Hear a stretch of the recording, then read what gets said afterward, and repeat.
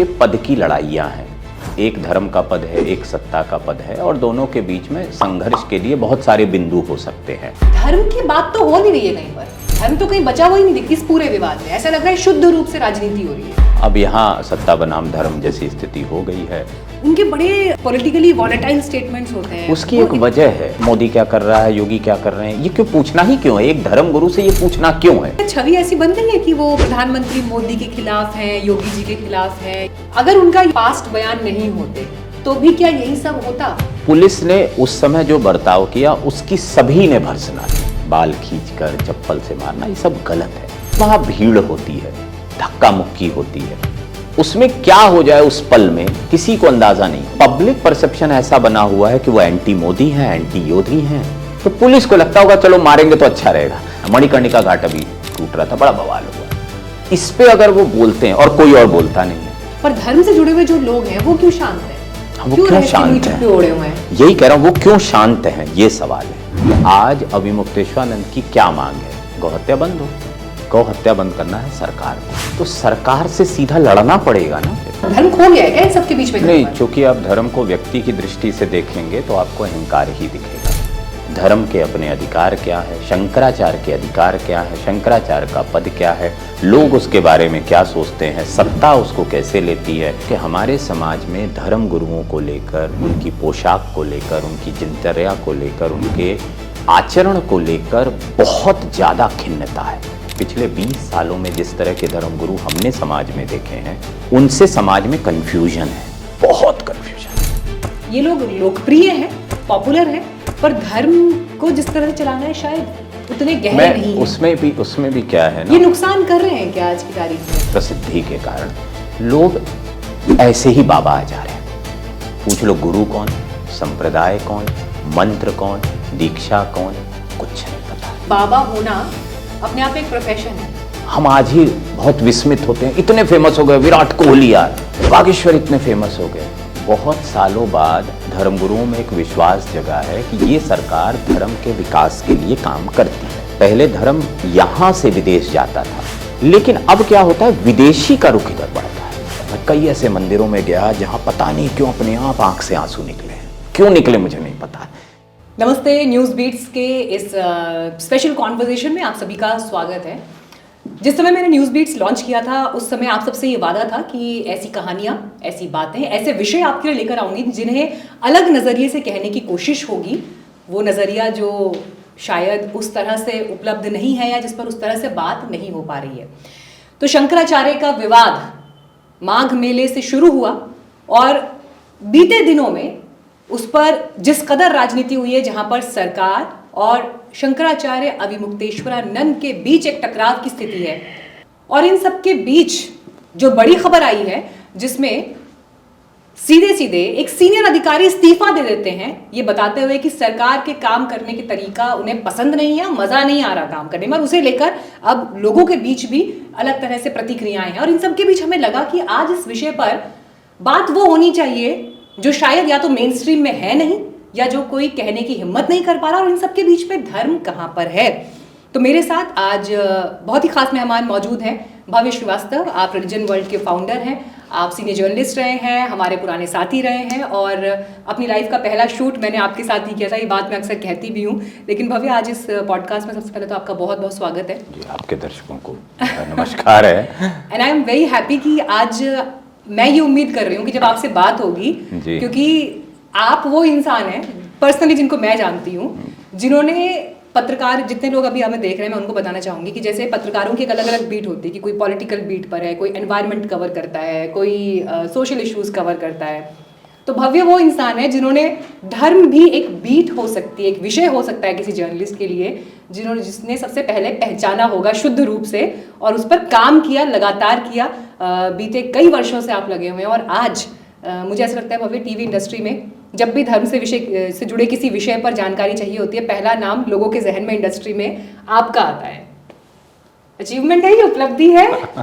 नहीं, कोई उपलब्धि नहीं, मेहनत है। मेहनत भी कह सकते हैं, और धर्म के हिसाब से चलेंगे तो प्रारब्ध है। कुछ पिछले जन्म में किया होगा तो इस जन्म में मिल रहा है, इस जन्म में जो करूँगा अगले जन्म में मिलेगा। हम हिंदू धर्म में ऐसे ही यकीन करते हैं। बहुत रैशनल होके भी सोचा जाए तो ये भी प्रारब्ध है क्या, ये बात होनी है? हाँ ये बिल्कुल। conversation आप अगर धर्म की व्याख्याओं के अनुसार चलेंगे तो ये सब तय है। विवाद होना भी तय है, इस्तीफा दिया जाना भी तय है, और विवाद से कुछ निकलना भी तय है। ये बिल्कुल समुद्र मंथन की तरह है कि जहाँ से विष भी निकलेगा और जहाँ से कामधेनु भी निकलेगी, ऐरावत भी निकलेगा। और धर्म में विवाद होना कोई नई बात नहीं है। पूरे धर्मों के इतिहास में शांति के कम युग रहे हैं। शांति का रास्ता भी युद्ध से आया है। क्रांति के बहुत सारे युग रहे हैं, लेकिन शांति कभी बहुत धर्मों के इतिहास में बहुत लंबे समय तक रही नहीं है। क्योंकि धर्म कोई टापू नहीं है जहाँ जाकर बसना है। धर्म समाज के बीच घटित होने वाली एक चीज है, जिसमें समाज में होने वाले सारे विचलनों का प्रभाव होता है। तो आज अगर प्रयागराज में लगे माघ मेले में एक शंकराचार्य को लेकर विवाद होता है, तो वो विवाद भी कहीं ना कहीं समाज की एक झलक ही जैसा है कि समाज धर्म को समझता क्या है, धर्म के अपने अधिकार क्या है, शंकराचार्य के अधिकार क्या है, शंकराचार्य का पद क्या है, लोग उसके बारे में क्या सोचते हैं, सत्ता उसको कैसे लेती है, सत्ता कैसे उसको आश्रित बनाना चाहती है या सत्ता उसको पुष्ट करना चाहती है। ऐसे बहुत सारे कई युगों की लड़ाइयाँ हैं, ये आज की नहीं है। जब इनफैक्ट इन सारे पॉइंट्स पर हम आगे आएंगे ही, स्टेप बाय स्टेप ये डिस्कशन होगी। लेकिन न्यूज़ बीट पे जितने लोग अभी हमको ये बातचीत करते हुए सुन रहे हैं, आपने हमारी पुरानी कॉन्वर्सेशन देखी होगी जब हमने महाकुंभ पर बात की थी। और मैं ये नहीं कहूँगी देश भर से हमें प्यार मिला, दुनिया भर से दर्शकों ने हमको भारी भारी बधाइयाँ, अपने एक्सप्रेशन और ये बात लिखकर भेजी कि ये वो चर्चा थी महाकुंभ पर जो होनी चाहिए थी और जो नहीं है। और इसीलिए मुझे लगा कि शंकराचार्य जैसे विषय पर भी बात करने के लिए वीडियोस में, खबरों में जो छप रहा है, जो दिख रहा है, उसके पीछे बहुत कुछ है जिसको आज इस चर्चा में लाने की उम्मीद है। तो सबसे पहले भवी मैं आपसे ये समझना चाहती हूँ, शंकराचार्य जो हम धर्म के एक बड़े पद के रूप में, एक पूरे संस्था के रूप में भी देखते हैं, धर्म की बात तो हो नहीं रही है कहीं पर। धर्म तो कहीं बचा हुआ ही नहीं दिख रहा है इस पूरे विवाद में। ऐसा लग रहा है शुद्ध रूप से राजनीति हो रही है, शुद्ध रूप से पॉलिटिकल चर्चा हो रही है और एक अहंकार का टकराव हो रहा है, जिसे हम कहते हैं ना क्लैश ऑफ टाइटन्स। हाँ। कि दो टाइटन्स टकराए हैं, आप देखो उसमें से क्या निकलता है। धर्म कहाँ, धर्म खो गया है क्या इन सबके बीच में? नहीं, चूंकि आप धर्म को व्यक्ति की दृष्टि से देखेंगे तो आपको अहंकार ही दिखेगा। ये बहुत समझने योग्य बात है कि आजकल हम राजनीति को भी व्यक्ति की दृष्टि से देखते हैं कि ये व्यक्ति नहीं होगा तो राजनीति ही नहीं होगी, ये व्यक्ति नहीं होगा तो देश का कल्याण ही नहीं होगा। इसी तरह धर्म में भी ये व्यक्ति नहीं होगा तो भक्ति नहीं होगी, ये व्यक्ति नहीं होगा तो शक्ति नहीं होगी। इस तरह से हमने उसको परिभाषित करना शुरू कर दिया है। आज वृंदावन के एक संत है जो बहुत फेमस हैं, लेकिन हम पीछे के संतों की बात नहीं करते हैं अब। उसी तरह ये पद की लड़ाइयाँ हैं, एक धर्म का पद है, एक सत्ता का पद है, और दोनों के बीच में संघर्ष के लिए बहुत सारे बिंदु हो सकते हैं। दोनों की विचारधाराएं अलग हो सकती हैं, दोनों हो सकता है सैद्धांतिक तौर पे अलग अलग संप्रदायों से बिलोंग करते हों। तो सबसे पहले तो मैं आपके दर्शकों के लिए ना पहले इस शंकराचार्य को समझने की ज़रूरत है कि शंकराचार्य है क्या। आज से 1237 साल पहले 788 ईस्वी में शंकराचार्य जी का जन्म होता है केरला के एक गांव में। जन्म लेने के बाद उनके जीवन की घटनाओं से बहुत सारे लोग परिचित हैं। मगरमच्छ का पांव पकड़ना, इवन जन्म लेने से पहले शंकर जी का आना, उनके पिता से पूछना तुम्हें कैसा पुत्र चाहिए, कम आयु का चाहिए, लंबी आयु का चाहिए। उसके बाद से मगरमच्छ का पांव, पिता की मृत्यु हो जाना, फिर माता का, मगरमच्छ विष्णु जी का प्रकट होना, माता का कहना कि भाई आप जान बचा लीजिए, तो वो कहते फिर इसे जाना पड़ेगा। तो ये सब घटनाएं तकरीबन पता है, मंडन मिश्रता, और फिर केदारनाथ जाकर उनका प्राण त्यागने तक 32 साल की उनकी यात्रा रही है। लेकिन जब आप साहित्य में जाते हैं तो आपको ये भी पता लगता है, जैसे अलग अलग राज्यों का अलग अलग साहित्य, जैसे केरला का केरलोत्पत्ति करके एक साहित्य है जिसमें उनकी उम्र 38 साल बताई गई है। इसी तरह अभिनव गुप्त नाम के एक साधु हुए जिन्होंने साहित्य लिखा, उसमें ये कहा गया कि नहीं वो 32 नहीं और पहले मर गए थे या देह त्यागा था उन्होंने। तो मूल तो यह है कि शंकराचार्य का जो पद है, आदि शंकराचार्य ने अपनी उम्र में सारा पारायण करते हुए नर्मदा किनारे अपने गुरु को, गौड़पाद जी को खोजा। वहाँ से ज्ञान प्राप्त किया और उसके बाद पूरे भारत में 632 शास्त्रार्थ किए। किससे किए? बौद्धों से किए, जैनियों से किए, और हिंदू धर्म में उस समय की जितनी कुरीतियाँ थीं, चाहे कापालिक रही हो, तांत्रिक रही हो, मांत्रिक रही हो, और उस समय और भी बहुत सारे पंथ थे, उन सब से शास्त्रार्थ करके वेदों को स्थापित किया और अपना जो एक सिद्धांत उनका था उसको लेकर उन्होंने चर्चा की। अब जब ये सारे कार्य हो गए तो उनको लगा कि ये व्यवस्था अब चलेगी कैसे। तो शंकराचार्य ने 4 मठों की स्थापना की, वहाँ पे 4 शिष्य बनाए और उन 4 शिष्यों के लिए नियम बनाए। मठान्याय अनुशासन नाम की एक पुस्तक बनाई जिसमें नियम बताए कि तुमको ये करना है, तुमको ये करना है। उनको 4 शिवलिंग दिए, चंद्रमौलीश्वर जिनको कहते हैं, जिनकी पूजा का विधान उनको करना है। उसी मठान्याय में लिख दिया कि तुम अपने मठ में रहोगे ही नहीं, तुम खाली घूमते रहोगे, चक्कर लगाते रहोगे, धर्म प्रचार करते रहोगे। अब एक और रोचक तथ्य यहाँ पे आता है कि आदि शंकराचार्य ने जो परंपरा स्थापित की, मठों को स्थापित किया, उन मठों पे आज जो मठाधीश हैं जो कि शंकराचार्य के ही पदक्रम में आते हैं, उनकी संख्याएं भी अलग अलग है। जैसे पुरी मठ में जो निश्चलानंद सरस्वती जी महाराज हैं वो 145वें शंकराचार्य हैं, लेकिन अविमुक्तेश्वरानंद जी 46वें शंकराचार्य हैं ज्योतिष पीठ के। अच्छा, इतना फर्क? द्वारका अगर आप जाएंगी तो वहां जो शंकराचार्य सदानंद जी बैठे हैं वो 80वें शंकराचार्य हैं, और अगर आप श्रृंगेरी चली जाएंगी तो उनकी संख्या अभी शायद 36वीं है। अब कोई पूछे हुआ क्या भैया, ये तो सब बराबर एक साथ ही बने थे। तो जब आप थोड़ा और रिसर्च करते हैं तो आपको पता लगता है कि इन्हीं मठों पे अलग अलग समय में अलग अलग गुरु आए, कुछ अल्पायु के रहे, कुछ ज्यादा आयु के रहे। ज्योतिष मठ में एक समय 165 साल तक कोई शंकराचार्य ही नहीं रहा, तो गैप आ गया। अभी भी जो निश्चलानंद सरस्वती जी हैं वो पिछले 32 सालों से शंकराचार्य हैं उस मठ पे। स्वरूपानंद जी 40 साल से शंकराचार्य थे। लेकिन पीछे काल में कई बार ऐसा हुआ, कुछ मठों में कम समय के कोई 9 महीने के शंकराचार्य रहे ज्योतिष पीठ पर। नाम तो तुरंत रिकॉल कर। लेकिन ये तो आजीवन पद होता होगा ना? ये बिल्कुल आजीवन पद होता, पर इसमें भी अब बहुत है। अब आदि शंकराचार्य ने जो उनके 4 शिष्य हुए, टोटकाचार्य, सुरेश्वराचार्य, ठीक है, 2 और थे, उन सब की व्यवस्थाएं बनाई कि भाई आप मेरे बाद इनको संभालोगे। उन्होंने अपने अपने शिष्य तैयार किए। शिष्य योग्य होता था तो शुरू में गुरु की मृत्यु के बाद शंकराचार्य बनता था। जो भी उत्तराधिकारी उन्होंने आज भी उन्होंने अपने जीते जी बता दिया मोस्टली अभी भी श्रृंगेरी मठ में जीते जी शंकराचार्य तय हो चुका है। विधुशेखर महाराज जी, जो कि आप युवा हैं, कुंभ में लोगों ने देखा, वो अगले शंकराचार्य तय है। इसी तरह पुरी मठ में निश्चलानंद सरस्वती महाराज जी के जो गुरु निरंजन देव जी थे, उन्होंने तय कर दिया था कि मेरा अगला शंकराचार्य होगा। लेकिन द्वारका और ज्योतिष पीठ में स्वरूपानंद सरस्वती महाराज जी के निधन के बाद तय हुआ, जिसमें से एक विवादित है जो कि कोर्ट में आप बता रही हैं मामला है।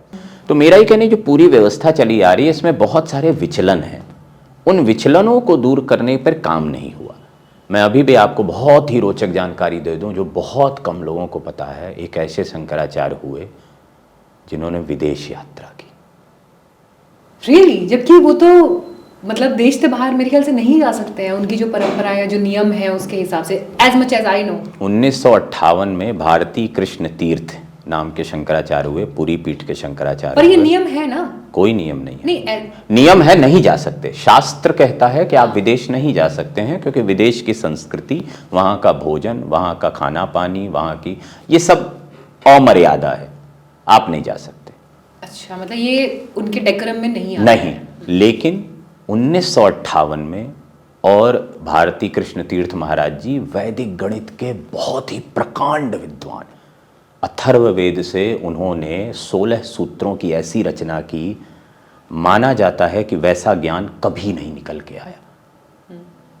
और वो व्याकुल थे कि मैं इसे पूरी दुनिया तक पहुंचाऊं, कि भाई मैं यहीं पीठ तक ना रह के रह जाए। तो SRM जो मूवमेंट है, जो कि परमहंस योगानंद जी का है, फेलोशिप जो है, उन्होंने उनको अमेरिका 1958 में बुलाया। वो अमेरिका गए, उन्होंने वहाँ वैदिक गणित का प्रचार किया। उनकी कई किताबें इंग्लिश में ट्रांसलेशन भी है, और माना जाता है वैदिक गणित को उन्होंने ही पुनर्जीवित किया। यात्रा करके वो आए और उसके बाद उन्हें यह लगा कि नहीं, मुझसे गलती हुई। अच्छा, उनको ये महसूस हुआ कि मुझे नहीं जाना चाहिए था, मैंने शास्त्र विरुद्ध किया। उन्होंने 1960 में पद छोड़ दिया अपना। तो बहुत बार ऐसा होता है, क्योंकि देखिए क्या है, धर्म कोई स्थिर वस्तु नहीं है, इस पे व्यक्तियों का प्रभाव रहता है। व्यक्ति आते हैं, अपने अनुसार समाज को संचालित करने के लिए बहुत सारी चीज़ें करते हैं। तो मेरा मानना है कि आदि शंकराचार्य ने जिस मौलिक स्थिति को बनाया था, आज वो मौलिक स्थिति तो नहीं है शंकराचार्य पद के अनुरूप। आसपास बहुत सारे विचलन है, बहुत सारे विक्षेप हैं, लेकिन हाँ, वो हुआ है समाज हित में। ये भी मैं कहूँगा कि अगर वो यात्रा पे गए तो मैं उसको कोई बुरा नहीं मानता। भारत का हर धर्मगुरु यात्रा पे जाता है और वो धर्म प्रचार के लिए जाता है, तो वो भी गए। लेकिन हाँ, उन्हें बाद में लगा कि मैं शास्त्र विरुद्ध था, तो उन्होंने अपने पद से इस्तीफा दे दिया। इसी तरह शंकराचार्य पदों को लेकर वसीयत के विवाद होते रहे। कई बार ऐसा हुआ कि एक मठ पे 2 लोगों के दावे हुए। ये अभी जिस तरह से स्वरूपानंद सरस्वती जी का भी, जैसे इनके मठ पे दावा चल रहा, वासुदेवानंद सरस्वती बनाम अभिमुक्तेश्वरानंद जी चल रहा है। हालांकि दोनों के अपने अपने तर्क हैं, मुझे उन तर्कों में नहीं जाना, कानून जाने। लेकिन हाँ, कानून जाने, आखिर शंकराचार्य क्या कानून के तहत है? पहला, संविधान के अनुरूप है, भारत के अनुरूप है। लेकिन यहाँ पे एक बड़ा विचित्र सा मामला मैं आपको बताता हूँ 1860 का, कैसे कानून और शंकराचार्य दोनों आमने सामने आ गए। लगभग आज वाली स्थिति ही है। आज वाली स्थिति है। और मैं बहुत रोचक कहूंगा कि आज जो हमारी आज की समझ है, वो हमें केवल यही लगता है कि ज्योतिष पंडित का विवाद है, या समाज में बहुत सारे ऐसे शंकराचार्य हैं जिन्होंने अपने मठ बना लिए हैं, वो खुद को अपने मठ का शंकराचार्य कहते हैं। लेकिन हर चीज का ना एक इतिहास होता है, और वो इतिहास अगर आपको पता हो तो आपको राय बनाने में थोड़ी आसानी होती है। 1860 का दशक था, पुरी मठ ही था। पुरी मठ में एक शंकराचार्य जी का निधन होता है और एक शंकराचार्य जी पद पे आ जाते हैं, जिनका नाम था शंकरानंद सरस्वती। उनको वहां के राजा का समर्थन था, उड़ीसा के। लेकिन उन्हीं महाराज जी, जो इनका निधन हुआ था, उनके एक शिष्य थे जगन्नाथ तीर्थ जी, जो कि बहुत प्रकांड विद्वान थे। तो इन दोनों के बीच विवाद होता है, और इतिहास में पहली बार ये विवाद ब्रिटिश कोर्ट में चला जाता है, क्योंकि राजा थे, राजा दावा करते हैं, अगले को जाना पड़ता है। और ब्रिटिश कोर्ट पहली बार ये डिसाइड करती है कि शंकराचार्य करता क्या है। शंकराचार्य की संपत्ति कितनी होती है, शंकराचार्य मठ में किन गतिविधियों का संचालन करता है, और ये शंकराचार्य पद का समाज में महत्व क्या है। आज तक पूरे हिंदू इतिहास में कभी भी शंकराचार्य कोर्ट नहीं गया था, और पहली बार ब्रिटिश कानून के तहत शंकराचार्य पद की व्याख्या होती है, उसकी संपत्ति कितनी होती है, और ब्रिटिश कोर्ट उस पूरे मामले को शंकरानंद सरस्वती महाराज जी के पक्ष में सुनाती है, वो शंकराचार्य बन जाते हैं। तो ये जो मूल है ना, कि जब तक धर्म खुद नहीं चाहेगा कि वो सत्ता से नियंत्रित हो, तब तक उसे कोई नियंत्रित नहीं कर सकता। राजाओं का प्रभाव रहा, ठीक है, ब्यूरोक्रेसी का प्रभाव रहा, आज के राजनेताओं का प्रभाव रहा होगा, लेकिन ये धर्म को तय करना है। धर्म, राजनीति, समाज इन्हें अलग नहीं कर सकते, ये तीनों आपस में बड़े इंटरलिंक्ड हैं। एक बार के लिए हम ये देखें कि शंकराचार्य स्वामी अभिमुक्तेश्वरानंद जी ने जिस तरह के स्टेटमेंट्स इन द पास्ट दिए हैं, जिसमें यूपी की टॉप लीडरशिप हो, चाहे देश की टॉप लीडरशिप हो, बड़ा खुलकर बोलते हैं, और जिन जिन मुद्दों पे उनको विरोध करना रहा है मौजूदा सरकार का, वो करते रहे हैं। अगर उनका ये पुराने पास्ट बयान नहीं होते, नॉर्मल तरीके से वो जा रहे होते स्नान के लिए, तो भी क्या यही सब होता? या अगर कोई और शंकराचार्य, जो बाकी 3 पीठ के शंकराचार्य हैं, अगर वो जा रहे होते इस तरह से, कंसिडरिंग कि उन्होंने पास्ट में ऐसे कोई बयान नहीं दिए हैं, तो शायद सत्ता का भी कोई टकराव नहीं होता। मेरा ये मानना है होता, तब भी होता। मौनी अमावस्या का दिन था, 4.4 करोड़ लोगों ने स्नान किया था, प्रशासन को व्यवस्था बनाए रखनी थी। अभी पिछले ही महाकुंभ में एक भगदड़ हो गई थी, कई लोग मर गए थे, प्रशासन चैतन्य था, कोई भी जाता उसे तो ये विवाद होता। और इस विवाद को उसी दिन भी सुलझाया जा सकता था, बजाय कि हाँ, ये 20 दिन 25 दिन और ये बिल्कुल मैं कह रहा हूं कि उसे सुलझाया जा सकता था। ठीक है, कोई एक पक्ष मान जाता तो सुलझ जाता। अब यहाँ सत्ता बनाम धर्म जैसी स्थिति हो गई है, और उसे व्यक्ति का अहंकार कहिए या धर्म की जो भी कहिए मान। अब जिस तरह से स्वामी मुक्तेश्वरानंद अड़ गए हैं, वो इस तरह से क्यों अड़े हैं? मतलब इससे क्या हासिल हो रहा है? पॉइंट 1, ये मैं धर्म के लिहाज से भी पूछ रही हूँ। पहली बात, इससे क्या हासिल हो रहा है? दूसरी बात, इसका क्या इम्पैक्ट होगा? और तीसरा पॉइंट, कोई भी XYZ व्यक्ति जो इस न्यूज़ को इस वक्त देख रहा है, हमारे पॉडकास्ट को, हमारी बातचीत को इस वक्त सुन रहा है, उसको क्या फ़र्क पड़ता है? उसकी लाइफ में क्या बदलने वाला है? वही मेन स्ट्रीम न्यूज़ चैनल्स हो, अखबार हों, इस हेडलाइन से पटे हुए हैं, इस कवरेज से भरे हुए हैं, लेकिन एक आम इंसान जो घर में बैठा है, शंकराचार्य से उसके जीवन में क्या फ़र्क पड़ रहा है? पहला पॉइंट वही ले लेता हूँ, फ़र्क क्या पड़ रहा है और क्यों फ़र्क पड़ना चाहिए, मैं ये बात भी जोड़ूंगा। हाँ, ये भी बात है। मतलब हाँ, मेरी कोई भी ऐसी रुचि नहीं है कि मैं उस पद और उसकी गरिमा के रेलेवेंस को कम करने जैसा कोई प्रयास नहीं है, लेकिन हाँ, एक आम इंसान का कनेक्ट मैं समझना चाह रही हूँ उससे। नहीं देखिए, विवाद हमेशा से होते रहे, लेकिन आज धर्म का प्रभाव बढ़ा है और उससे ज़्यादा मीडिया का प्रभाव बढ़ा है। सोशल मीडिया हो, ये मीडिया हो, वो, उस वजह से लोगों को बहुत सारी चीज़ें पता चल रही हैं। विवाद पहले भी होते रहे, इन्हीं महाकुंभों में हजारों साधु मारे जाते रहे, शैव और वैष्णव विवादों में। इन्हीं महाकुंभों में आज भी साधु लड़ते रहते हैं, बांके बिहारी में लड़ जाते हैं। तो विवाद तो होते रहे। अब जब विवाद आम लोगों के जीवन में जाता है, ठीक है, तो वो उसको दो दृष्टि से देखते हैं। एक तो ये लोग ऐसे ही करते हैं, ठीक है। दूसरा ये है कि नहीं, कोई ना कोई किसी ना किसी की गलती है, ठीक है। अब एक पक्ष ये है कि एक साधु अगर ये प्रण लेता है कि मुझे संगम पे स्नान करने जाना है फला दिन के लिए, और मैं अपने हिसाब से जाऊंगा, क्योंकि तब तक उसके पास कोई गाइडलाइन नहीं है कि मुझे कैसे जाना है। मुझे तो किसी ने बताया नहीं कि मुझे कैसे जाना है, फिर मैंने तय कर लिया कि मैं ऐसे जाऊंगा, और जब मैं ऐसे जाने लगा तो मुझे रोक दिया। तो ये तो आप मूल मान के चलिए कि अहंकार वर्ड तो बहुत ही नेगेटिव वर्ड कहा जाता है, लेकिन अहंकार ज्ञान का भी होता है और अहंकार पद का भी होता है। तो एक साधु के अंदर वो होता है, ऐसा नहीं है कि वो निर्लिप्त होता है और उसे किसी चीज़ का प्रभाव नहीं पड़ता, क्योंकि उसके अंदर जो है अहंकार होता है वो ये होता है कि मेरे पद की जो गरिमा है उसे बनाई रखी जाए। तो शंकराचार्य पद की एक जिम्मेदारी ये भी है कि वो अपने पद की महिमा को बताएं, उनका क्या कार्य है वो भी बताएं।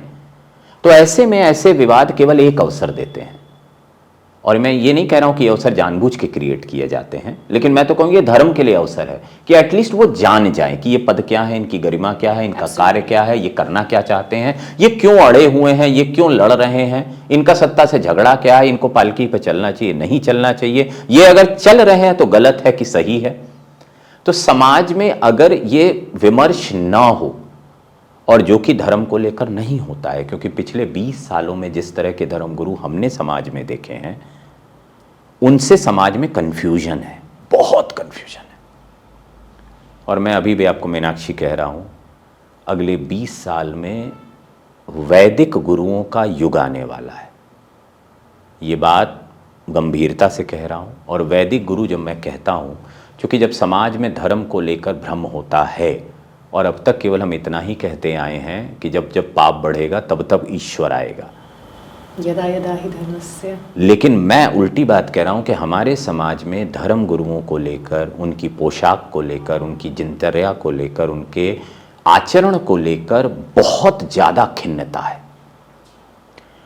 वो खिन्नता दो वजह से है। पहला तो एक तो समाज को पता ही नहीं है कि ये सफ़ेद क्यों पहनते हैं, ये पीला क्यों पहनते हैं, ये लाल क्यों पहनते हैं, ये टीका क्यों लगाते हैं, त्रिपुंड क्यों लगाते, ठीक है, ये मंत्र क्यों पढ़ते हैं, ये आरती ऐसे क्यों करते हैं, ये वेद में ऐसे क्यों करते हैं, कुछ नहीं पता है। कुछ ना पता होने की सूरत में हमारे सामने बहुत सारे पुतले खड़े हो गए हैं, जो सोशल मीडिया की वजह से, मीडिया की वजह से बहुत लोकप्रिय हो गए। हमारे पास उनको टेस्ट करने का कोई इंस्ट्रूमेंट नहीं है। आप बात कर रहे थे कि कैसे वैदिक गुरुओं द्वारा ड्रिवन जो है धर्म अब चलेगा, ऐसा कहने के पीछे वजह क्या है? क्या देख रहे हैं आप सोसाइटी में और मैं समाज आपको में? बताता हूँ। अभी महाकुंभ का मेला हुआ, 60 करोड़ लोग गए, और 60 crore number, but seriously 60 crore लोग गए। 60 करोड़ लोगों को नागाओं के बारे में, महामंडलेश्वर के बारे में, पेशवाई के बारे में, अमृत स्नान के बारे में, शंकराचार्य के बारे में, जगत गुरु के बारे में, ये सब पता लगा होगा। वहाँ बहुत सारे पंडाल लगे थे, 6000 से ज़्यादा पंडाल लगे थे, लेकिन पता लगा होगा। तो जब समाज में इस तरह का कन्फ्यूजन होता है, कौन सही कौन गलत, मीडिया लोकप्रिय चीज़ों को दिखाता है, विवादों को दिखाता है, तो सही की तलाश शुरू होती है। और भारत में ऐसी परंपरा रही है, आज भी, आज के बहुत सारे ऐसे गुरु हैं जिन्होंने गुरु को खोजा है। और कोई बहुत पीछे जाने की ज़रूरत नहीं है, 20-30 साल पहले आप चले जाइए, ऐसे ऐसे गुरु। वृंदावन में उड़िया बाबा इतने फेमस कि रेलवे स्टेशन बनाना पड़ गया। हम आज ही बहुत विस्मित होते हैं, इतने फेमस हो गए, विराट कोहली आ रहा है क्या। मैं बहुत रोचक बात करूँ, बागेश्वर इतने फेमस हो गए। थोड़ा सा पीछे चले जाइए, बाल योगेश्वर योगी जी ऐसे ऐसे फेमस हुए, टटिया बाबा हुए, अपने गुरुदेव, एक और क्या नाम था उनका, मुझे एकदम नहीं याद आ रहा है। तो ऐसे ऐसे फेमस लोग हुए ना, जिनके देवराहा बाबा हुए, जिनके पीछे करोड़ों लोग चल रहे थे। पर हाँ, मीडिया नहीं था तब। तो तब क्या है, तब लोग वेरीफाई करते थे, अरे वो बड़े अच्छे संत हैं। आज क्या है, कोई वेरिफिकेशन नहीं है। तो हम क्या है, सोशल मीडिया पे हमने देख लिया, बहुत भीड़ आ रही है, बड़े बड़े लोग जा रहे हैं, इसका मतलब ये बड़े उच्च कोटि के संत होंगे। पर उसी कुंभ में आप जाते हैं तो शंकराचार्य के सहज दर्शन हो जाते हैं, जगत गुरु के सहज दर्शन हो जाते हैं। वो बैठे रहते हैं, आप दर्शन लेके जाइए। आपने भी देखा होगा, बहुतों ने देखा जी। तो ऐसे में लोगों के मन में सवाल धीरे धीरे आएगा, तुरंत कुछ नहीं होना है। और ये जो पद है, अगर ये पद अपने गरिमा के अनुकूल बने रहे, आज भी पुरी शंकराचार्य जी ट्रेन से चलते हैं। क्यों? क्योंकि वो कहते हैं कि मेरा जो दंड है, दंड, और मेरे जो चंद्रमौलीश्वर है वो स्कैन नहीं होगा। वाह, फ्लाइट में, क्योंकि आपको स्कैनर में जाना पड़ेगा, शुद्धता। दूसरा, मेरे शरीर को कोई टच नहीं करेगा। कल का उनका प्रवचन उठा के देख ली, जब वो मंच से उतरते हैं कोई उन्हें नहीं छूता है। 90 साल के सन्यासी सहारा ले लेके धीरे धीरे अपने कमरे में जाते हैं। अच्छा, एक अंडरस्टैंडिंग मैं अपने लिए भी चाह रही हूँ, अपने दर्शकों के लिए भी। स्वामी अभिमुक्तेश्वरानंद जी को हम जितनी बार भी देखते हैं, उनके बड़े मतलब बड़े पॉलिटिकली वॉलेटाइल स्टेटमेंट्स होते हैं। उसकी एक वजह है, जो सवाल पूछा जाता है वो जवाब वो देते हैं, टोनालिटी में जवाब। एक दिक्कत है ना, हम उनसे मैंने उनका एकमात्र इंटरव्यू किया, धार्मिक इंटरव्यू। वो मेरे राजनीतिक इंटरव्यू होते हैं अदरवाइज। मैं तो यही कहूंगा, सारे सवाल वही उनसे पूछे जाते हैं, मोदी क्या कर रहा है, योगी क्या कर रहे हैं। ये क्यों पूछना ही क्यों है, एक धर्म गुरु से ये पूछना क्यों है? पर धर्मगुरु को राजनीतिक विषयों पे बोलना चाहिए, नहीं? उसमें दिक्कत क्या है? अब मैं आपको एक संत की बात बता रहा हूँ, मैं आपको एक संत की बात बता रहा हूँ। एक संत हुए करपात्री जी महाराज, बहुत फेमस संत हुए, कहा जाता है इतने प्रभावी थे कि शंकराचार्य बनाते थे। इतने प्रभावी थे, 1966 में संसद के सामने 10,000 संत लेकर पहुंच गए, गोलियां चली, संत मारे गए, गौ हत्या को लेकर। ठीक है, बनारस में, काशी में रहा करते थे। और जब ये पीठ 165 साल तक वहाँ खाली रही, तो उन्होंने ब्रह्मानंद सरस्वती जी को अपना गुरु बनाया। 165 साल के बाद करपात्री जी महाराज को लगा कि इस पीठ ये इतने समय से खाली है, इस पे कोई शंकराचार्य होना चाहिए। तो उन्होंने ब्रह्मानंद सरस्वती महाराज को अपना गुरु बना के उस पीठ का शंकराचार्य बनवाया। उसके बाद ब्रह्मानंद सरस्वती जी का जब निधन हुआ, तो करपात्री जी महाराज से सबने अनुरोध किया कि आप शंकराचार्य बनिए। तो उन्होंने कहा नहीं, मैं शंकराचार्य नहीं बनूंगा, मेरा कार्य कुछ अलग है। उन्होंने पॉलिटिकल पार्टी बनाई, उन्होंने अपने चुनाव लड़वाए, उन्होंने संसद घेरा। तो साधु का नीति से सीधा बनाता है। नीति अगर राजतंत्र के द्वारा बनाई जा रही है, आज अभिमुक्तेश्वरानंद की क्या मांग है? गौहत्या बंद हो। गौहत्या कौन बंद करेगा? शंकराचार्य। गौहत्या बंद करना है सरकार को, तो सरकार से सीधा लड़ना पड़ेगा ना। फिर जिन नीतियों पे उनको काम करना है, अगर वो सरकार के क्षेत्र में आ रही हैं, मंदिर को आजाद कराना, मणिकर्णिका घाट अभी टूट रहा था, बड़ा बवाल हुआ, इस पे अगर वो बोलते हैं और कोई और बोलता नहीं है, एक ये भी तो आप पक्ष दीजिए। अभी लोगों को लगेगा कि मैं उनका पक्ष ले रहा हूं, मैं थोड़ा सा विषयों की एकदम बात निर्लेप करके कह रहा हूं कि चलिए वो टूट रहा है। हाँ, इनफैक्ट हम देख रहे हैं कि मणिकर्णिका घाट को लेकर या इसको लेकर इतनी राजनीति और इतने पॉलिटिकल बयान तो हैं, पर धर्म से जुड़े हुए जो लोग हैं वो क्यों शांत हैं? वो क्यों शांत हैं? ओढ़े हुए हैं? यही कह रहा हूं, वो क्यों शांत हैं, ये सवाल है। मतलब एक क्लैरिटी तो आनी चाहिए कि ये होना चाहिए या ये नहीं होना चाहिए। तो मेरा मानना है कि अगर मणिकर्णिका घाट का मेरा ये मानना है किस सूरत तक इस समय मीडिया की ये भूमिका है कि वो धर्मगुरुओं से सवाल करे ना, उसे क्यों एक ही संत दिख रहे हैं। पर आपको लगता है कि धर्मगुरु जवाब देना चाह रहे हैं, माइक लेके हम चले जाएं उनके पास में, पर वो बात करना पर अगर आप सवाल पूछेंगे तो जवाब तो कुछ तो देना पड़ेगा ना, चाहे जनहित में हो, विकास में हो, सरकार की नीतियां हो, पर कोई तो जवाब देना पड़ेगा ना। आजकल धर्मगुरुओं के मन में भी ये रहता है कि अगर हम सरकार के काम से या सरकार के ड्रीम प्रोजेक्ट से इतर कुछ बात करते हैं तो वो हमारे लिए इसमें दो पक्ष है, इसमें वो लड़ने के लिए तैयार हैं। उसमें दो पक्ष है। एक तो ये है कि बहुत सालों बाद धर्मगुरुओं में एक विश्वास जगा है कि ये सरकार धर्म के विकास के लिए काम करती है, चाहे कॉरिडोर बना के करे, चाहे नीतियां बदल के करे, ठीक है, चाहे किसी भी और तरह के, चाहे प्रधानमंत्री खुद मंदिर जाके पूजा करके धर्म को एकदम ऑन द शोल्डर दिखाते हों। तो एक धर्मगुरु को ये लगता है कि अगर ये सरकार सही काम कर रही है और मान लीजिए उसमें एक गलत काम हो गया, अच्छा, रेशो तो उनको लगता है कि चलो इसके लिए माफ कर देते हैं। तो यहां पे ये लगता है कि भाई सरकार धर्म को लेकर कर रही है, पिछली सरकारें करती नहीं थी, इनको ये लगता है, तो इसलिए तो बेसिकली लोगों ने इंटेंट के मामले में पूरे नंबर दे रखे हैं। इम्प्लीमेंटेशन में जो गड़बड़ियां हो रही हैं अब वो उसके लिए उनको वो माफ, हाँ वो प्रश्न चिन्ह है। और एक चीज मैं और बता दूं, इतिहास किसी को माफ नहीं करता है, ये हमेशा ध्यान रखिएगा। अगर ये जागृत इतिहास है, सोया हुआ इतिहास नहीं है, तो ये किसी को माफ नहीं करेगा। और हमारे धर्म में जो जिन लोगों ने गड़बड़ियां की हैं वो सब अपने आप सजा पाए हैं, और सजा कोई बाहर का व्यक्ति नहीं दिलाता, अंदर का व्यक्ति दिला देता है। जितने भी मामले हैं, जो लोग भी जेल में हैं या जो लोग भी आज ऐसी स्थिति में कि उन्हें कोई पूछ नहीं रहा है, तो उसकी वजह वो खुद जानते हैं, इसमें कोई संदेह नहीं। लेकिन हाँ, शंकराचार्य लॉ ऑफ कर्मा ही है, और ये मानते हैं वो लॉ ऑफ कर्मा है। अच्छा, स्वामी अभी मुक्तेश्वरानंद की क्या छवि ऐसी बन गई है कि वो प्रधानमंत्री मोदी के खिलाफ हैं, योगी जी के खिलाफ हैं, या थोड़ा मुझे ऐसा देखे विरोधी है क्या, ऐसी छवि है क्या उनके बारे में? मुझे ऐसा लगता है कि राजनीति को जब से हमने ना खांचों में बांट के देखना शुरू किया है, तब से हम धर्म को भी खांचों में बांट के देख रहे हैं। हमारे भारतीय स्वरूपानंद सरस्वती जी के लिए कहा जाता था कि कांग्रेस के करीबी हैं, ऐसे ये होता है क्या? क्योंकि इंदिरा जी उस समय शासन में थी और वो ज्योतिष मठ के शंकराचार्य हुए, उन्हें नियुक्त किया धर्म ने, लेकिन अब वो लगता है नहीं इनको इनका फेवर होगा, वरना कैसे हो सकता है। उसी तरह की स्थिति। अब जैसे कल ही दिग्विजय सिंह ने सदानंद सरस्वती जी का पांव पूजन किया, अब इससे हम छवि बना ले कि हाँ वो तो कांग्रेस ही होंगे। लेकिन अगर वहीं पे किसी राज्य के, भाजपा शासित राज्य के, गुजरात के मान लीजिए सीएम ने उनका पांव पूजन किया, तब हम ये छवि नहीं बनाएंगे कि नहीं ये तो भाजपा ही है।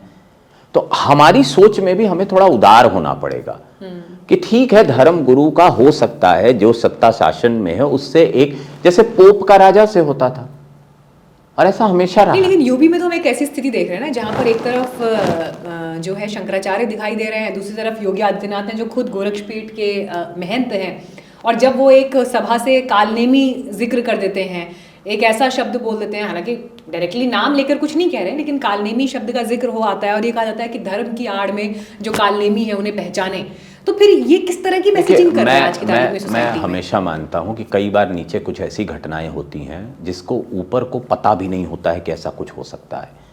पुलिस होती है, पुलिस ने उस समय जो बर्ताव किया उसकी सभी ने भर्त्सना की, बाल खींचकर, चप्पल से मारना, ये सब गलत है। सबने, मीडिया ने खुल के चलाया, वैसे चलाता ही नहीं फिर, लेकिन वो घटना अचानक हो गई होगी। प्लान्ड घटना कहना मेरी समझ के परे है कि प्लान्ड रहा होगा कि पकड़ के मारना है या ऐसा कुछ करना है। अब जैसी घटना होती है वैसे विपक्ष कूद पड़ता है, तो जब विपक्ष कूदता है तो पक्ष को अपने तरीके से, हालांकि इसमें ये मेरा ओपिनियन है, इसीलिए हैरानी ज़्यादा होती है कि अब योगी आदित्यनाथ 11 साल से सत्ता में है, और उनकी सत्ता में इस तरह से होते हुए योगी खुद क्योंकि साधु सन्यासी परंपरा से आते हैं, उनके होते हुए अगर पुलिस के बिहेवियर में ये चीज़ है कि वो शंकराचार्य और उनके शिष्यों के साथ ऐसा बर्ताव कर दे रहे हैं, अखिलेश यादव की सरकार नहीं है ना, मायावती की सरकार नहीं है, नॉट दैट कि उनकी सरकार में ऐसा होना चाहिए। मैं फिर आपको कह रहा हूँ यही बात है, क्योंकि पब्लिक परसेप्शन जो होता है ना, सत्ता का परसेप्शन अलग हो सकता है। उसी गोरक्षनाथ पीठ में यही शंकराचार्य दर्शन करने गए थे और उनके ऑफिशियल हैंडल से वो ट्वीट है कि ज्योतिष पीठ के शंकराचार्य पधारे। अब आप सोचिए, और क्या ये उनकी जानकारी में नहीं होगा?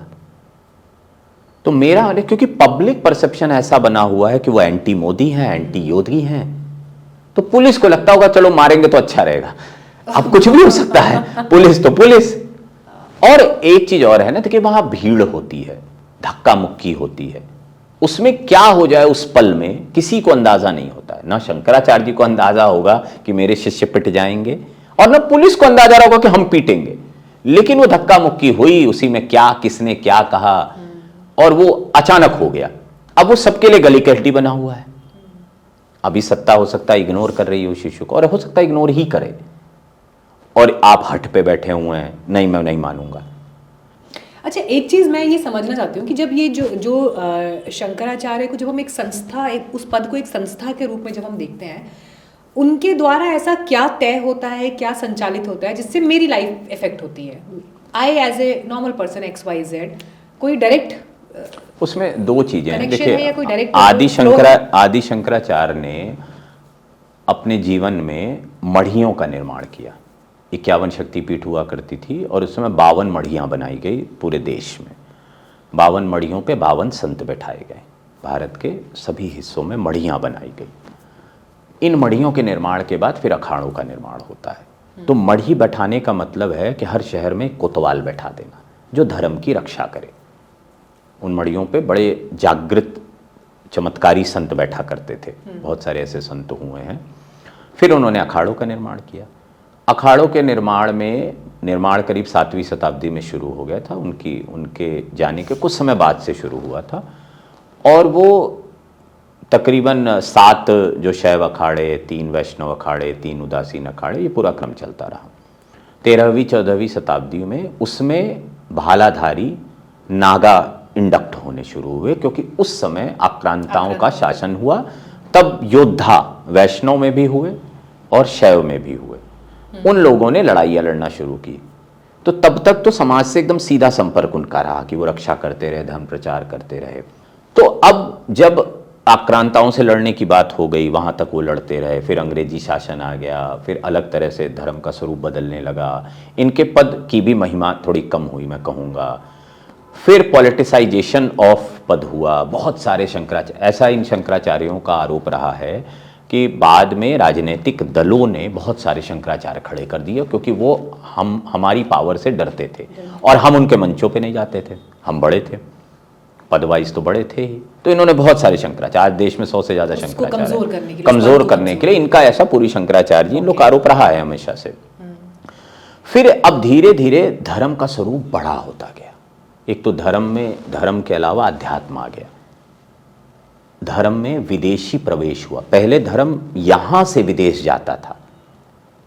परमहंस योगानंद जी यहां से जाते थे, स्वामी राम यहां से जाते थे, स्वामी विवेकानंद यहां से जाते थे।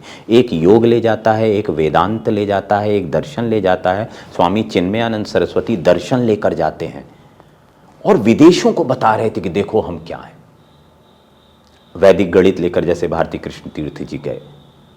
लेकिन अब क्या होता है, विदेशी का रुख इधर बढ़ता है, तो इस्कॉन जैसी संस्थाओं का निर्माण होता है। आगे चल के स्वामी नारायण जैसी संस्थाओं का निर्माण होता है, ब्रह्मा कुमारी संस्थाओं का निर्माण होता है। तो एक आध्यात्म का बड़ा पक्ष जुड़ गया, जो कि धर्म के अंदर की कुछ विशेषताओं से बना था। योग, ज्योतिष, ध्यान, ये सारी चीजें। और धर्मों की हम बात नहीं करते, हम अपने धर्म पे, हिंदू धर्म पे रहते हैं। अब क्या होता है कि जब ये विदेशी यहाँ आने लगता है तो बहुत सारी संस्थाओं में विदेशियों का हस्तक्षेप शुरू होता है। ओशो के यहाँ विदेशी आते हैं, महर्षि महेश योगी के यहाँ विदेशी आते हैं, और धीरे धीरे इन पदों की महिमा कम होती है, क्योंकि ये लोकप्रिय हो रहे थे और ये ले जा रहे थे। मतलब इन एक्सपोर्ट इंपोर्ट दोनों बराबर लेवल पे चलता रहा। 80 के दशक के बाद से तकरीबन 2000 तक ऐसा चलता रहा। ये सब गुरु बड़े हो गए। अब जब इस समय धर्म मैं कहूँगा कमज़ोर हुआ, मैं ये भी कहूँगा, तीर्थ यात्रा पे केवल आपके दादा दादी जाते थे, माता पिता को कोई तीर्थ यात्रा का इंटरेस्ट नहीं होता था, घर में कोई योग वोग नहीं करता था, सीधी सी बात यह है, आप अपना काम करते थे, कुल मिला जुला के खाने पीने का ध्यान, सबको नियम पता थे। लेकिन धीरे धीरे ग्लोबलाइजेशन के बाद से क्या हुआ कि हम भूलते गए। फिर अचानक एक दिन टीवी पर एक योगी प्रकट हो जाते हैं, उससे पहले भी थे, दूरदर्शन पे योग करवाया जाता था जी। पर स्वामी रामदेव प्रकट हो जाते हैं, सबको लगता है अरे वाह, सब योग करने लगते हैं। इसी तरह धीरे धीरे और धर्म गुरुओं का प्रवेश, लेकिन इन सब में वैदिक परंपरा मैं मानूंगा कमजोर हो रही थी। फिर धीरे धीरे हम आप देखते हैं कि इवेंट बड़े होते गए, चाहे कुंभ हो चाहे और तरह के इवेंट हो, इस सरकार का प्रवेश होता है, धर्म और बड़ा होता जाता है, धर्म इतना बड़ा हो जाता है कि आप कल्पना भी नहीं कर सकती हैं। और आज हर किसी का महत्व है, शंकराचार्य का भी महत्व है, जगत गुरु का भी महत्व है, महामंडलेश्वर का भी महत्व है, और नीचे जो कथावाचक है उसका भी महत्व है। मैं इस विषय पर इसको थोड़ा सा इलैबोरेट अप करना चाहूँगी कि आपने कहा शंकराचार्य ट्रैवल करते हैं, उनका जब आपने मौजूदा वक्त के गुरुओं से उनकी तुलना की, गुरु क्या मैं बाबा ज़्यादा कहूँगी, तो धर्म क्योंकि जैसे कि आपने बड़ा हो रहा है, तो उसके साथ ही हम देख रहे हैं कि बाबा होना अपने आप में एक प्रोफेशन है, उसके पीछे अर्थ का जो है वो जुड़ा हुआ है पक्ष, कि बाबा बन जाओ, पैसा कमाओ और एक आपका प्रभाव भी हो जाता है। तो ये बड़ी अजीब सी बात है, लेकिन सोसाइटी में ऐसी चर्चा इस तरह से होती है कि बाबा होना भी एक प्रोफेशन है, कथावाचक हो जाओ। अच्छा, कथावाचकों को लेकर एक अलग तरह से जो इन द पास्ट विवाद हुए हैं, जिसमें वो क्या सिखाते हैं गद्दी से, प्रीच क्या करते हैं, और वो फिर उनके असल ज़िंदगी में वो बड़े आसानी से कहते हैं जी हमने सन्यासी तो हम नहीं हैं, संत तो हम नहीं हैं, हम तो कथावाचक हैं, कथा वाचते हैं, अपना जीवन तो हम जी रहे हैं, गृहस्थ आश्रम में गृहस्थ के तरीके से जी रहे हैं, उनका गृहस्थ आश्रम कैसा है, तो उस पर बड़ी वाद विवाद सोसाइटी के बीच में छिड़ी रहती है। लेकिन इनसे इतर आपने कहा कि शंकराचार्य जो हैं उनका इतना लैविश और इस तरह का हिसाब किताब नहीं है, पैसे वाले होते हैं क्या, वो उनका पद और उनसे जुड़ा हुआ जो सिस्टम है, संपत्तियां होती हैं, संपत्तियां होती हैं, उस तरह से है जैसे कथावाचकों के पास है, या उनके जो आश्रम बन गए आज की दो चीज समझिए, मैं तो कहूंगा दो, देखिए मतलब मैं उसका अर्थ, शंकराचार्य भी कथावाचक हैं, वो भी कथाएं करते हैं, ठीक है, क्योंकि कथा धर्म प्रचार का एक माध्यम है, भागवत हो चाहे राम जी की कथा हो, कुछ भी हो, इनकी संपत्तियां होती हैं, जैसे दान उसके यहाँ आता है वैसे दान इनके यहाँ भी आता है। नहीं, जैसे हम वर्ड सुनते हैं ना, मठाधीश, मठाधीश तो मीडिया में जिस तरह से पता नहीं मठ का जो हेड है मठाधीश, लेकिन ये वर्ड आते ही हमें बाहुबली वाली फील आ जाती है कि भाई मठाधीश मतलब कुछ होगा, पावर भी है, पैसा भी है, पद भी है, प्रतिष्ठा भी। भाई पावर देने वाला कौन, जनता, नेता, उद्योगपति, पावर दे कौन रहा है और वही पावर ले ले। अच्छा, what I see in you in this conversation कि जब शंकराचार्य पद की बात आ रही है या उनसे जुड़े हुए जो अभी मौजूदा वक्त पर जो गद्दी पर बैठे हैं उनकी बात आ रही है, तो आप बड़े रिस्पेक्टफुली और बड़े मर्यादित उसके साथ बात करें, लेकिन जब हम कथावाचकों की या मॉडर्न वक्त में जो लोग प्रचलित हैं उनकी बात कर रहे हैं, तो आप थोड़ा उसको उस नज़रिए से बात करें कि ये लोग लोकप्रिय हैं, पॉपुलर हैं, पर धर्म को जिस तरह से चलाना है शायद उतने गहरे नहीं है। उसमें भी क्या है ना, ये नुकसान कर रहे हैं क्या आज की तारीख में? मैं ऐसे समझाना चाहूँगा आपको, हमारे धर्म में ना संप्रदायों के बहुत सारे निर्माण हुए, ठीक है, वैष्णव शैव के अंदर भी बहुत सारे संप्रदाय हैं, ये एक सिस्टम है, जैसे IAS होता है, PCS होता है, इस सिस्टम में सबसे ऊंचे पद पे बैठा है शंकराचार्य। हमारे धर्म में एक व्यवस्था 7वीं शताब्दी के बाद शंकराचार्य के प्रादुर्भाव के बाद बनी है, हो सकता है इससे पहले अपने संप्रदायों के सब प्रमुख रहे हों। आज भी निम्बार्क संप्रदाय के जो प्रमुख हैं वो श्री जी महाराज हैं, और वो एकमात्र संप्रदाय जहां एक गुरु है और कोई ऐसा संप्रदाय ही नहीं है। उस संप्रदाय ने ही राधे राधे वर्ड को समाज में लाए, राधा का प्रकट उन्होंने बताया। तो ऐसा भी है। तो मेरा ये कहना है कि ये जो पूरी व्यवस्था है संप्रदायों की, कथावाचक बहुत पुण्य का काम कर रहे हैं, कथावाचक अच्छा काम कर रहे हैं, कथावाचक पैसे भी बहुत कमा रहे हैं, सबके रेट भी बहुत सारे हैं, सब अच्छी बात है। लेकिन अगर वो दीक्षित नहीं है, मुरारी बापू निम्बार्क संप्रदाय से दीक्षित है, वो निम्बार्क गुरु के सामने जमीन पर बैठते हैं। तो जो भी धर्म गुरु है उसका कोई गुरु जरूर होगा, क्योंकि ये एक परंपरा है। गुरु कोई भी हो सकता है, किसी का भी हो सकता है। अगर वो परंपरा से आ रहा है तो फिर उसे कोई दिक्कत नहीं होगी जीवन में। मैं आज बता रहा हूं, विवाद होगा तो परंपरा भी जुड़ेगी, गुरु भी जुड़ेगा। लेकिन अब समाज में क्या हो रहा है, जो आप कह रही हैं, लोलुपता के कारण, प्रसिद्धि के कारण लोग ऐसे ही बाबा आ जा रहे हैं। पूछ लो गुरु कौन, संप्रदाय कौन, मंत्र कौन, दीक्षा कौन, कुछ नहीं पता है। प्लस आम लोग भी शायद जज नहीं कर पा रहे हैं। वो प्रॉब्लम यही है, आम लोग जज नहीं कर पा रहे हैं। आम लोगों को जज करने के लिए वैदिक गुरुओं के पास जाना होगा और या तो अध्ययन करना होगा। अध्ययन है ही नहीं। अध्ययन की स्थिति है कि 2 आरतियां याद हैं, ठीक है, 3 मंत्र याद हैं। शास्त्र पढ़ने की नहीं पढ़ी, कौन कहता है पढ़िए? मैंने भी नहीं पढ़े हैं शास्त्र, मुझे क्या पता शास्त्र में क्या लिखा है। लेकिन मैं गुरुओं को फॉलो कर रहा हूं तो गुरुओं की तो सुन लूं। नहीं, जैसे पर्सनली अगर मैं अपने बारे में, मेरी बहुत रुचि है, लेकिन मुझे ऐसा लगता है कि मैं लाइफ में बहुत लेट हो गई हूँ, बहुत देर हो गई है। ऐसा नहीं है कि अब मैं उस प्रोसेस में नहीं हूँ, मैंने शुरू कर दिया है, लेकिन फिर भी ये लग रहा है कि कितनी देर हो गई। मतलब यही शायद 20 साल पहले ये आपकी सोच है। मेरा अभी भी ये मानना है कि गुरु अगर आप तलाश लेंगे, जो आप कह रहे हैं ना, भागवत इतनी कौन पढ़ेगा, 18,000 श्लोक, कौन रामचरितमानस, कौन जाके इतने कांड पढ़ेगा वहां पे? आप गुरु तलाश लीजिए। ग्रेस है ना, उनका ग्रेस। आप यकीन मानिए, अगर जीवन में चमत्कार देखने हैं तो सही गुरु तलाश लीजिए। कोई गुरु कोई पुड़िया नहीं थमा देता है, चीजों को थोड़ा सरल कर देता है।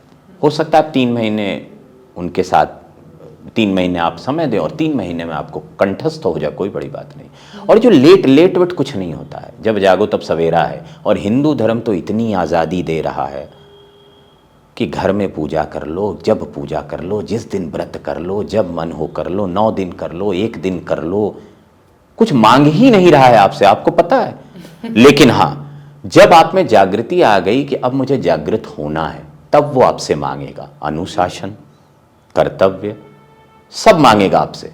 गुरु के प्रति भक्ति, कंसिस्टेंसी, एवरीथिंग। तब वो बहुत डिमांडिंग, क्योंकि तब आप जाग चुके हो और आप छोड़ चुके हो मुझे मॉर्निंग वॉक करनी है।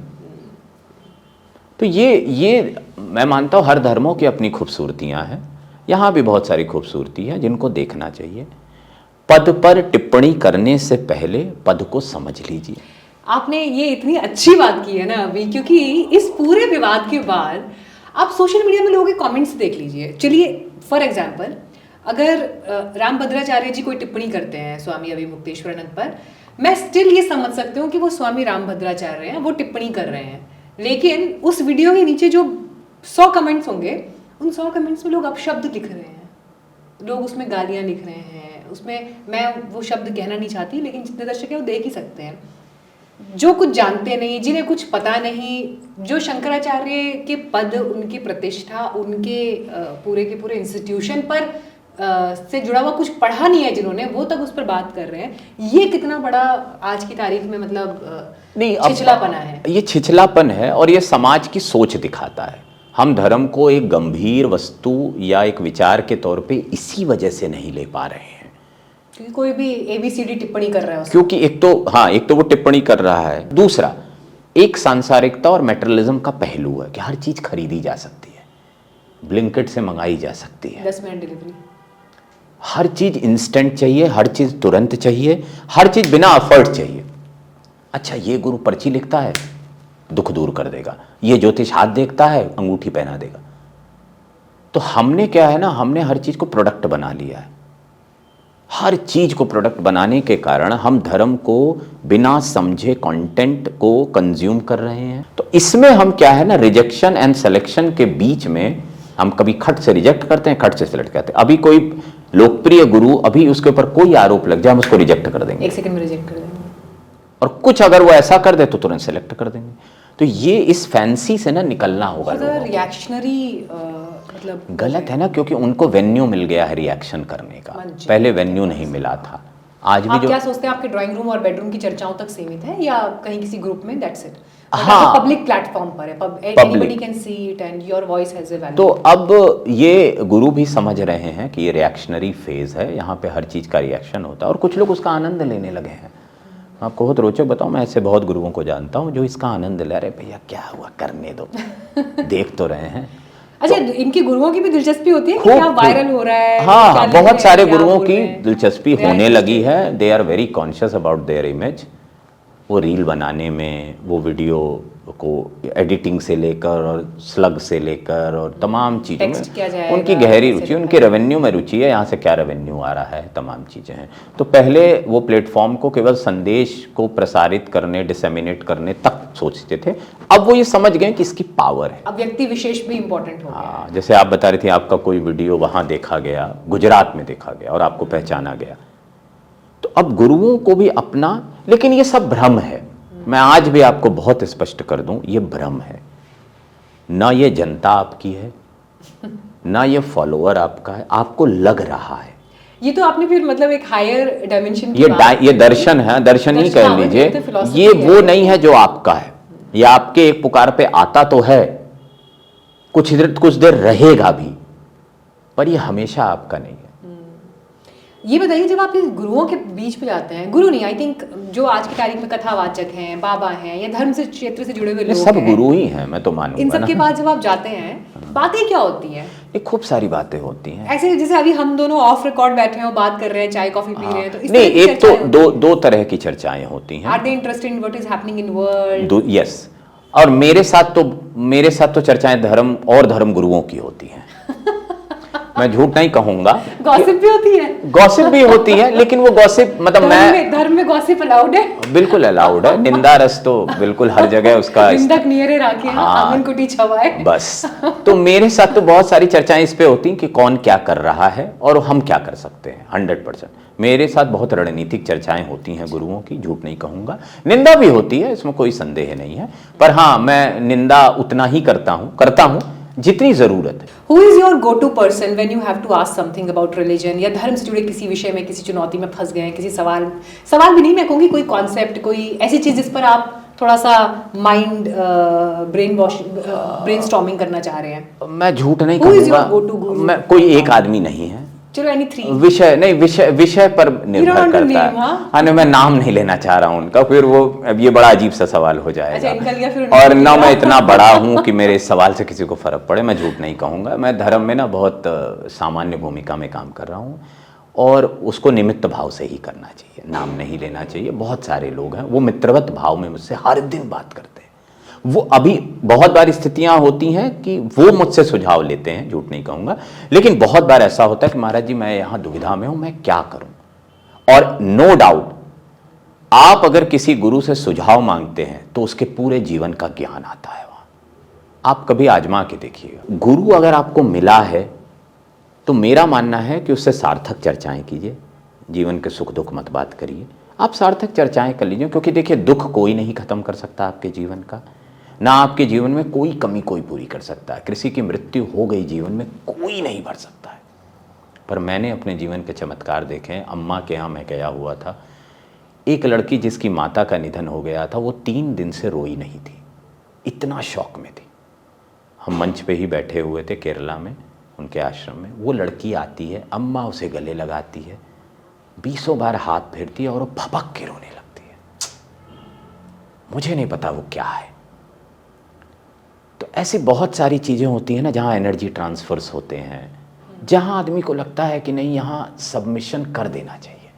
बहुत बार हमारा दिमाग तर्क से लड़ता है, बहुत बार लड़ता है। मैं कई ऐसे मंदिरों में गया जहाँ पता नहीं क्यों अपने आप आँख से आंसू निकले हैं, क्यों निकले मुझे नहीं पता। तो ये मैं मानूंगा आपका अटैचमेंट है, उस समय पता नहीं किस अवस्था में आप हैं एग्जैक्टली, और क्या टच कर रहा है मुझे भी। There is so much unseen that so much you can't actually define it. हाँ, Just experience it. हाँ, और एक गुरु सब कुछ दिखा भी नहीं सकता, मैं तो ये भी मानता हूँ, क्योंकि आपकी भी लिमिटेशन है ना देखने की। तो मेरा मानना है कि पदों पर बैठे गुरुओं का सम्मान शुरू करिए। आप कुछ नहीं कर सकते हैं तो कृपया कमेंट मत करिए। आप नहीं जानते हैं कि वो पद पिछले 1200 सालों में कैसे बने हैं, उनकी यात्रा। अगर वो पद आज तक जीवित हैं तो यानी समाज को उसकी ज़रूरत है, वरना वो पद खत्म हो गया होता। क्या बात है। इस विषय और इस विवाद की वजह से इतनी बातें हो पाई। मेरे लिए भी बहुत सारी चीज़ें ऐसी थी जो मेरे लिए पहली बार वो अध्याय खुल रहे थे, और आई एम श्योर कि आज दर्शकों ने भी इस पूरी चर्चा का आनंद उस तरह से लिया। और मैं तो हमेशा आपके साथ बैठने को संगत कहती हूँ कि ये संगत है, और विचारों का जो आदान प्रदान है ये शानदार रहा। So thank you so much भाभी जी आज समय देने के लिए, और अपने एक्सपीरियंस में से इतने सेलेक्टेड पेजेस हमारे दर्शकों के लिए निकाल कर रखने के लिए। नहीं, थैंक यू, आपने बुलाया। एक तो आपका बड़ा प्रेम रहता है हमेशा, और मैं बिना तैयारी के आता हूँ, ये बड़ी मेरी दिक्कत है। मैं कई बार सोचता हूँ और तैयारी करूँगा, लेकिन समय भी नहीं मिलता है। लेकिन हाँ, ये मुझे अच्छा लगता है कि आपकी रुचि है इस विषय पर, आप इस विषय पर इतना सोचती हैं, उसको जनता के सामने लाती हैं, और मुझे सच में खुशी होती है कि मैं धर्म पे कुछ बोल कर लोगों को समझा पाऊँ। हो सकता है मैं खुद ना सब कुछ समझ रहा हूँ, लेकिन मैं जितना देख रहा हूँ उतना मुझे थोड़ा समझ आता है कि ये कर क्या रहे हैं, क्यों कर रहे हैं, कैसे कर रहे हैं। तो जनता को भी ये समझना चाहिए कि धर्म को केवल एक व्यवहार की तरह या प्रोडक्ट की तरह ना देखिए। आपको कोशिश करनी चाहिए कि धर्म को थोड़ा सा गहराई से समझने की ज़रूरत है। गुरुओं के समीप जाइए, वक्त बिताइए, तब तय करिए कि किसे चुनना है, किसे नहीं चुनना है। हर विद्या को उसी भाव से लीजिए, चाहे वो योग हो, ज्योतिष हो, ध्यान हो, वास्तु हो। उसका एक मूल है, उस मूल तक पहुंचने की कोशिश करिए। हर चीज़ के लिए शॉर्टकट अगर आप अपनाएंगे तो हर चीज़ से आपका मन भर जाएगा, बहुत जल्दी भर जाएगा, और फिर आप अगले की तलाश शुरू कर देंगे। तो अच्छा लगा, आपने सच में समय दिया। Thank you so much. इस कॉन्वर्सेशन को देखने के लिए आप सभी का भी बहुत धन्यवाद। और अगर आपने अभी तक चैनल को सब्सक्राइब नहीं किया तो फौरन करिए, और इस तरह की चर्चाएं हम आपके लिए आगे लेकर आते रहेंगे, इसलिए चैनल के साथ में जुड़े रहिए और अपना फीडबैक भी जरूर देखिए आगे आप किस तरह की और बातचीत देखना चाहते हैं। Thank you very much.